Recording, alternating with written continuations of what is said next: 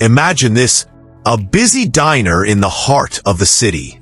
Fork and knife with plate. The smell of crispy fries fills the air. Waiters rush between tables, and customers laugh over late-night meals. French fries sparkles, but then a man in a hoodie and cap quietly walks inside. No one recognizes him. They think he's just another customer, just another stranger. Thinking face. He orders a simple bag of fries. Nothing special, nothing fancy. But when he opens that bag, what he finds inside will not only stop him cold-faced screaming in fear, it will shake the lives of everyone in that diner forever. Fire! And here's the twist. That stranger was none other than John Cena. Collision. Stay with us, because what begins with a bag of fries will turn into one of the most powerful stories you'll ever hear. Backhand index pointing, right? But before we begin, make sure to subscribe to the channel, hit the like button, thumbs up, and tell us in the comments where you're watching from. Globe showing Europe, Africa sparkles. Backhand index pointing, right? And don't miss out, because tomorrow we're bringing you an even more exciting story. Fire! It was a busy night in the city. The streets outside buzzed with honking cars, neon lights flashing, and late-night workers heading home. Inside the diner, the world felt warmer. Bright booths lined the walls, waiters rushed past carrying trays, and the smell of fries and grilled patties lingered in the air. French fries sparkles. The camera of imagination pans slowly through the diner. A group of teenagers arguing over who will pay the bill. An old couple sharing a slice of pie, smiling at memories only they understood. A tired single mother trying to keep her 2 children calm while sipping cold coffee. It was a place of ordinary lives, ordinary stories, ordinary nights. And then, the door creaked open. Door. The bell above it chimed, and a gust of cool night air followed the man who stepped inside. He wore a gray hoodie, cap pulled low, and carried the kind of presence that instantly changed the energy of the room. Though no one noticed. He didn't want them to. His shoulders were broad, his steps heavy but measured. He walked like a man with purpose, yet no one gave him a second look. To them, he was just another customer, just another stranger. Thinking face. He paused for a second, scanning the diner. The booths were full, the counter stools occupied. He chose a booth in the far corner, one that gave him a clear view of the whole place. He slid into the seat silently, keeping his head low. A waitress approached, chewing gum, pen in hand. Her tone was flat, tired. "What'll it be tonight?" she asked, barely looking at him.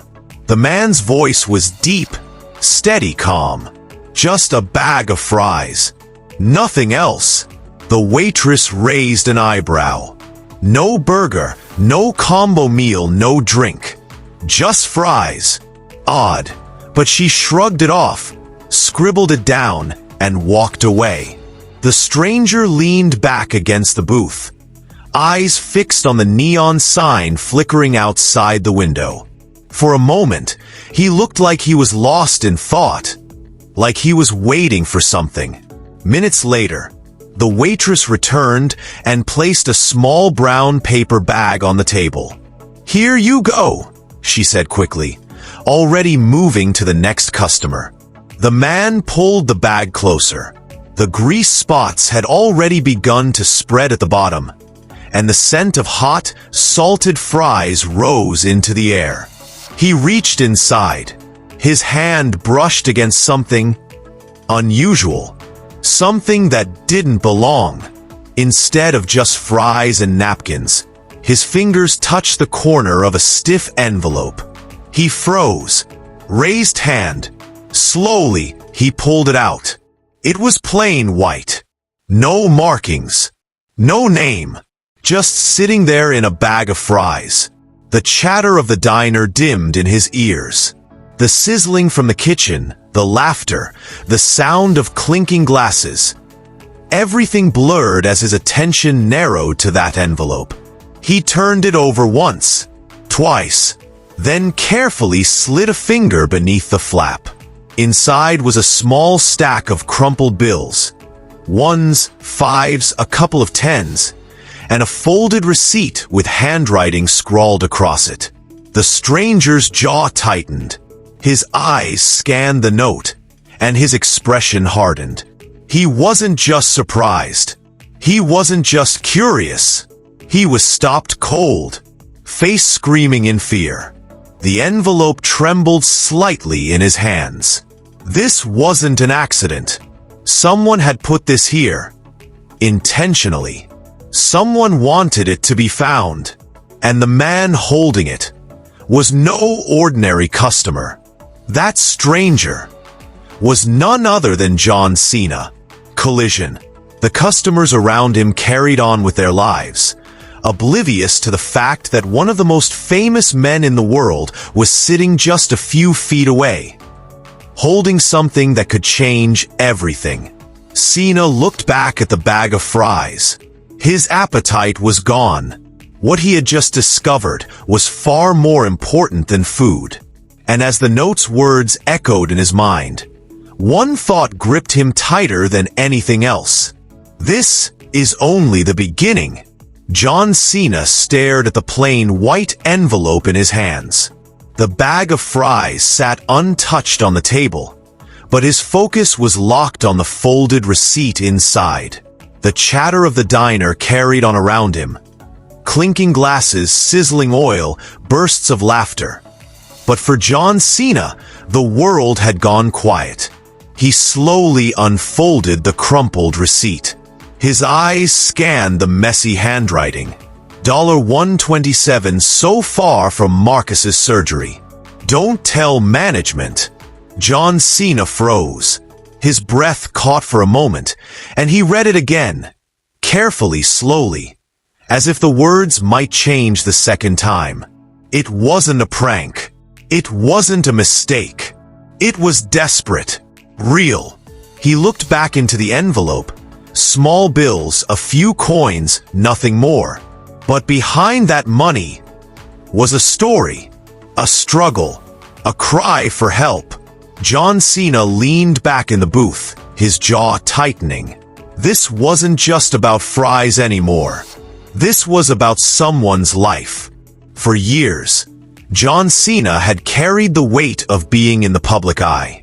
He had given speeches, helped charities, granted wishes through Make-A-Wish more than any celebrity in history. But this was different. This was hidden.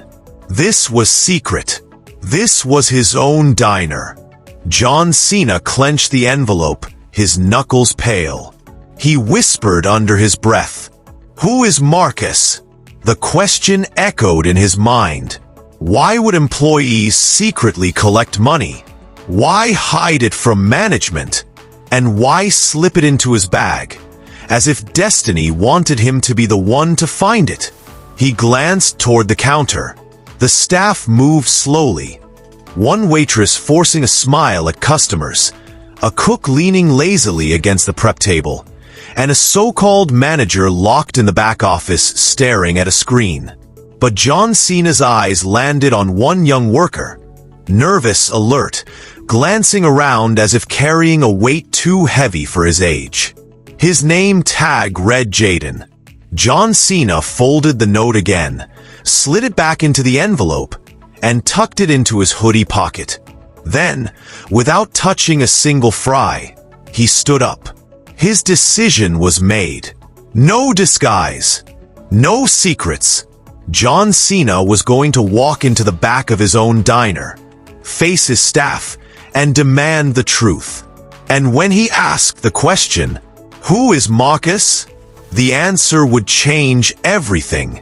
John Cena walked through the diner with steady steps. No longer the quiet stranger in a hoodie. This was now the owner, the leader, the man whose presence carried a weight no one could ignore. A couple of customers turned their heads. Whispers began to ripple through the booths. "Wait, is that? No way, that's John Cena." But John Cena didn't stop. His eyes were locked on the narrow hallway leading to the back office. His boots echoed against the tiled floor as the atmosphere shifted. The laughter died down, replaced with silence and curiosity. He pushed open the office door without knocking. Inside, the so-called manager leaned back in a chair, feet on the desk, phone pressed to his ear. His chuckle filled the small room. "Yeah, tea time at 11 on Saturday. You bring the clubs, I'll bring." The words froze in his mouth. His eyes widened. His feet dropped to the floor. "Mr. Cena, I didn't know you were coming." John Cena cut him off with a steady hand. "I want the break room cleared. Every employee. Now." The manager stammered. But sir, it's the lunch rush." John Cena's voice was firm, unshaken. "This diner is running at 40% capacity. You can spare them." Within minutes, 7 employees sat cramped together in the break room. Some fidgeted nervously. Others avoided eye contact. The air was thick with unease. At the head of the room stood John Cena, envelope in hand. His broad shoulders filled the space, his voice calm but commanding. "This," he said, holding up the envelope, "was in the bag I received through the drive-thru." The room went silent. Every eye flicked toward the envelope. John Cena's voice dropped lower. "I want to know who it was meant for." No one spoke. The only sound was the faint tick of a wall clock. John Cena scanned each face slowly. He didn't look angry. He didn't look impatient. He looked determined, like a man who wasn't going to leave without the truth. Finally, a quiet voice broke the silence. "He's not here today." It was a young woman, curls tied back in a bun, her name tag reading Maya. John Cena turned toward her. "And you are?" "Maya Coleman. I work the grill." John Cena nodded once. "Tell me about Marcus." Maya's eyes shifted nervously, but then she straightened her shoulders. "Marcus is Terrence's son, Terrence Holloway. He's our dishwasher. Been here 5 years. Works doubles most days. Quiet. Never complains." John Cena's expression softened slightly. "And what's going on with Marcus?" Maya's voice trembled, but she spoke the truth. "He's 9 years old, and he has stage 4 kidney disease. He's on dialysis 3 times a week. The doctors say there's an experimental therapy that could help, but insurance won't cover it." A heavy silence filled the room. Some employees looked down. Some bit their lips. John Cena held up the envelope again. This was in a food bag. "Why?" The young worker John Cena had noticed earlier, Jaden, lowered his head. His hands trembled. That's on me," he admitted. "I was helping pack orders today. I must have put it in the wrong bag." John Cena's voice was calm, but firm. "Wrong bag? Or the right one?" Jaden hesitated, then whispered, "We've been collecting tips, spare change, skipped lunches, anything. We give it to Mrs. Rose, one of our regulars. She buys groceries for Terrence and Marcus. He doesn't even know." John Cena's grip tightened on the envelope. His chest rose with a deep breath. These weren't lazy workers. These weren't troublemakers. These were people trying to save a child's life, behind management's back. And now John Cena knew the truth. The break room was silent. John Cena still stood at the head of the table, the envelope in his hand, his eyes scanning every face. The weight of the truth hung heavy in the air. Then, the door creaked open. Door! Everyone turned. A man in a dish-stained apron stood frozen at the doorway. His face looked tired, his posture slouched, his hands rough from years of work. He was in his early 30s, but the exhaustion made him look older. His eyes darted to the envelope in John Cena's hand. His voice cracked as he spoke. "What's going on? Did something happen to Marcus?" The room went still. No one dared to answer. John Cena stepped forward, calm but firm. "Mr. Holloway, please come in. Sit down." The man, Terrence Holloway, hesitated, then slowly walked inside. He sat stiffly on the edge of a chair, his eyes never leaving the envelope. Maya whispered gently, "It's okay, Terrence. We already told him." Terrence's brow furrowed. He looked at John Cena directly. "If this is about that money, I didn't ask anyone to do this. I didn't even know. And if it breaks any rules, I'll take the blame. But please, don't punish them. They were just trying to help." John Cena shook his head. His voice was steady. "No one here is in trouble. We're not here to talk about violations. We're here to talk about Marcus." At the mention of his son's name, Terrence's shoulders sank. His eyes dropped to the floor. His voice was quiet, heavy with shame and love. "He's a good kid, smart. Loves science. Used to play Little League before he got too sick." His voice cracked. He rubbed a hand across his face. "Stage 4. Been on dialysis for over a year now. Doctor said there's an experimental therapy, but insurance won't cover it.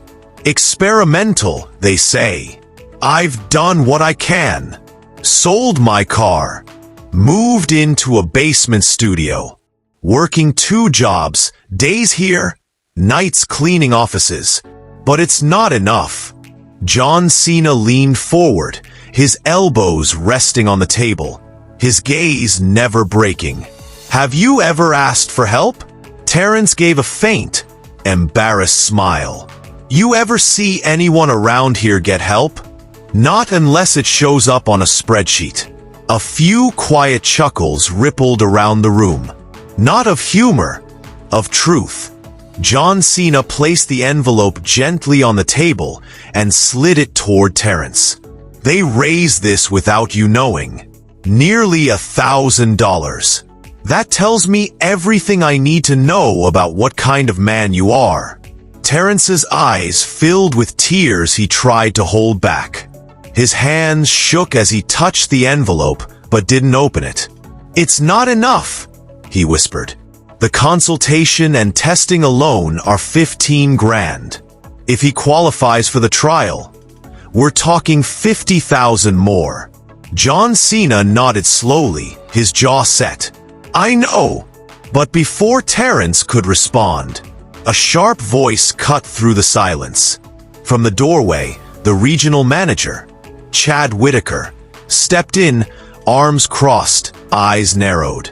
"Mr. Cena, with all due respect, we can't ignore the fact that this kind of unauthorized fundraising breaks policy." John Cena's head turned sharply. His voice dropped like a hammer. "Chad, when was the last time you visited this location?" Chad blinked, caught off guard. I was here last quarter. I reviewed the reports." John Cena's stare didn't waver. "I didn't ask about reports. I asked when you were last here." One of the cooks, Luis, cleared his throat. 3 months ago, he came in to yell at Tasha about drive-through times. John Cena turned back to Chad, his tone sharp. "Thank you." The room was dead silent. Employees sat straighter. Terrence gripped the envelope tighter. And Chad, for the first time, had no words. John Cena took a deep breath. His voice softened, but carried the weight of memory. When I was 19, I had a younger brother. He was 17 when he was diagnosed with kidney failure. Same story. Insurance wouldn't cover the treatment he needed. My parents mortgaged the house. I worked day and night. We still didn't make it in time. The room froze. Even Chad lowered his eyes. John Cena's voice broke slightly, but he pushed through. My brother made me promise something before he died. He said, "Don't waste your life being angry. Build something that matters. Help people if you ever can." He paused. The room held its breath. That's why I bought this place. Not just for profit, for purpose. Somewhere along the way, we lost that. But starting tonight, we take it back. The break room was silent. Every eye was fixed on John Cena.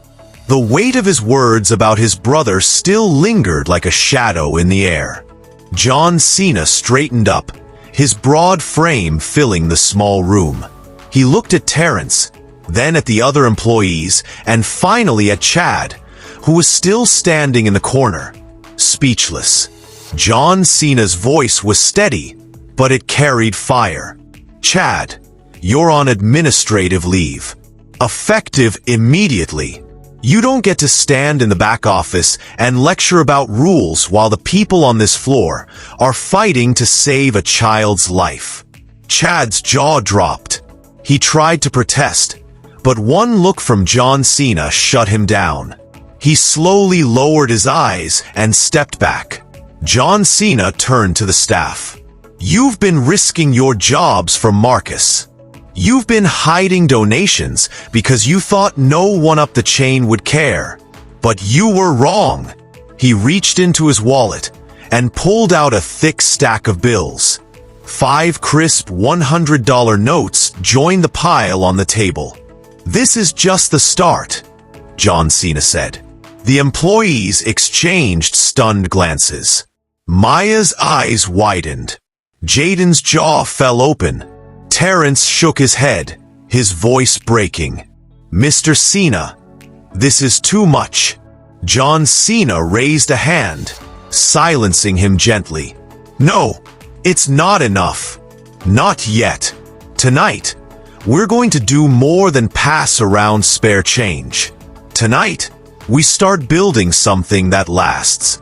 He stepped back, his gaze moving across each face in the room. "You are not just employees. You're family. And families don't let each other drown. Families lift each other up." Maya swallowed hard, her voice trembling. "But what can we do?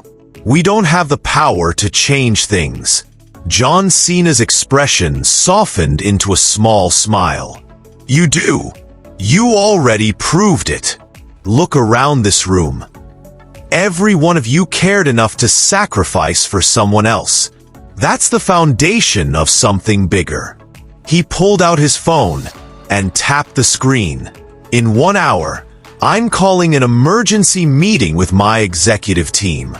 And I want some of you in that call with me. I want them to hear your voices, not mine. The voices that represent what this company was built for." The room stirred. Luis crossed his arms, nodding. Maya wiped her eyes. Jaden sat up straighter. Even Terrence, still clutching the envelope, looked at John Cena with disbelief. "You're serious?" Terrence asked. John Cena's eyes locked with his. "I'm very serious. We're going to fix this. Not just for Marcus. Not just for you. For every employee who's ever needed help and felt like no one cared."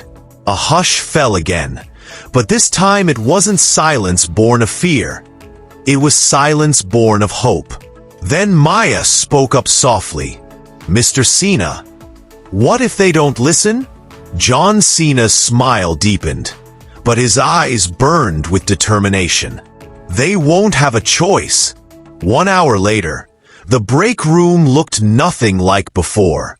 Where there had once been silence and fear, now there was movement, purpose, and hope. Maya set up a laptop on the scratched plastic table. Luis dragged in an extension cord. Jaden cleared the cluttered counter. Terrence stood nervously near the back, still clutching the envelope with trembling hands. And at the center of it all was John Cena. The clock struck the hour. The screen lit up. One by one, faces appeared. Executives, directors, and regional leads. Expensive suits, polished offices, people far away from the grease and grit of this diner. They blinked in surprise when they saw John Cena. Not in a corporate boardroom, but in a crowded break room, surrounded by his employees.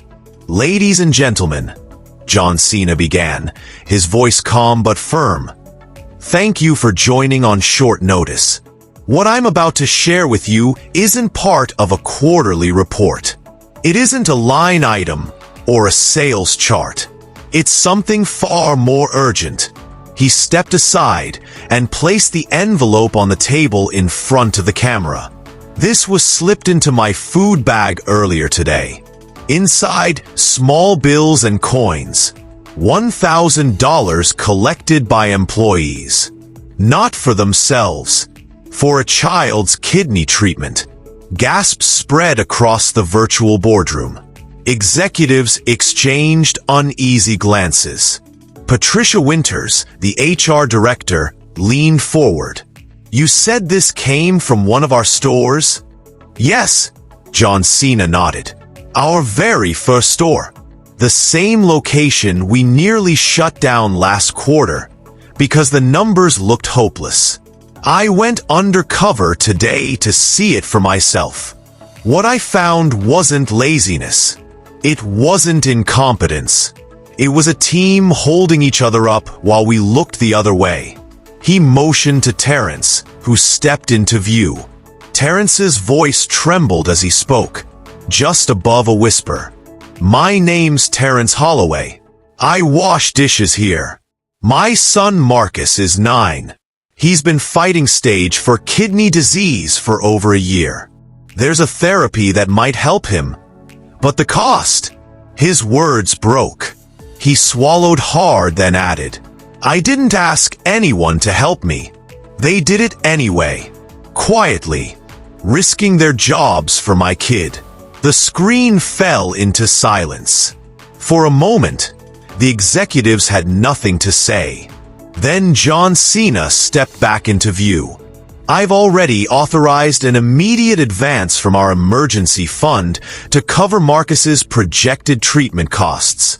And I'm personally matching every dollar these employees collected, tenfold." Lawrence Green, the CFO, frowned. "John Cena, with all due respect, we can't make these kinds of decisions without board approval. There are procedures." John Cena interrupted, his voice sharp but controlled. "This isn't a debate. It's a declaration. We say we're a family in every mission statement. Well, families show up, especially in moments like this." Patricia leaned closer, her voice steady. "Are you proposing a permanent solution?" John Cena nodded. "Yes, effective immediately. I'm creating the Holloway Fund, an emergency medical support program for employees. Initial seed funding, $5 million. Annual commitment, 1% of net profits. Employees will be able to apply confidentially, and funds will be distributed through a committee that includes local staff members, like Maya and Luis." The executives exchanged stunned looks. Some shifted uncomfortably. Others leaned in with interest. "It's not about optics," John Cena continued. "It's about culture. We're not doing this to look good. We're doing it because it's right." The call stretched on. 30 minutes of questions, debate, and concerns. But something began to change. The language in the room shifted. From policies to people. From costs to care. By the end of the call, Patricia smiled softly. If we say no to this, we're not protecting the brand. We're gutting its soul. Heads began to nod. One by one, voices agreed. And then, unanimously, the board voted. The Holloway Fund was no longer an idea. It was policy. In the break room, the employees erupted into quiet cheers, some wiping tears from their eyes. Terrence pressed both hands over his face, overcome. And John Cena allowed himself the smallest of smiles. Because tonight, hope had won. 2 weeks later, the diner that once smelled only of fryer oil and tension now buzzed with a new kind of energy. Fresh paint gleamed on the walls, uniforms were crisp, and even the flickering neon sign outside shone bright again.